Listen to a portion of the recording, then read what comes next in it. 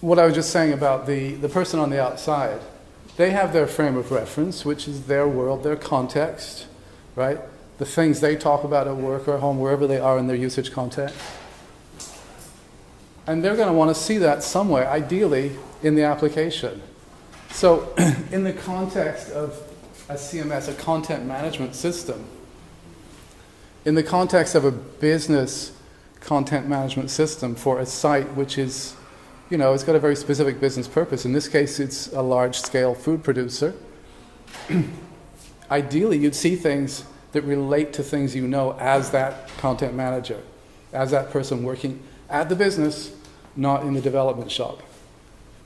So a trick which I used for a similar situation for a museum where I knew the people managing the content aren't going to climb up the Drupal learning curve. They're not going to start dealing with all the things that come in the admin menu. They need something that they can recognize. So I gave them a visual back end.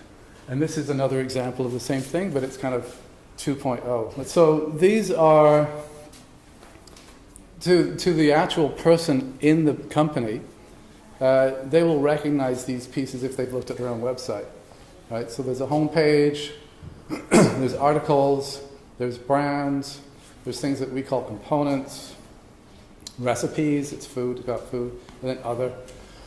So if we go to the articles, for example, so that's the first, top level thing. You want to make a decision about, okay, you're going to have to change this article X. So, okay, I'll go to articles, and then it opens up a side menu. We've got articles, we've got article categories and article tags, so those are kind of taxonomy things, but this one's the real meat of things. So here is basically the same thing that we saw before that I called the kitchen drawer, right? But this is cast into the context of this particular business context, right?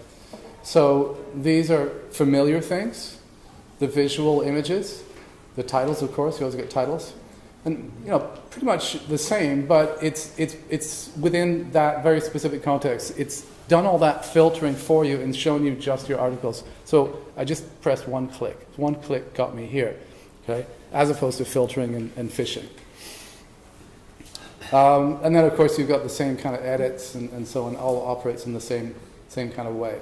So in both cases, when I had to train the museum people the first time around and these people, just last fall, for whatever reason, in both cases, the training session to get these people up and running as content managers took 3 hours, which I think isn't bad, right? Because I think if I had to teach them where to go in the admin menu, or what happens if you press content, what happens if you press add content, I think it would have taken longer than 3 hours. So again, things are in context here in terms of I want to add an article, and we know that. That's the same link that you have, everywhere else, but it's just purpose specific in this context. You know exactly what that's going to be. It's an article. So that's the basic visual CMS.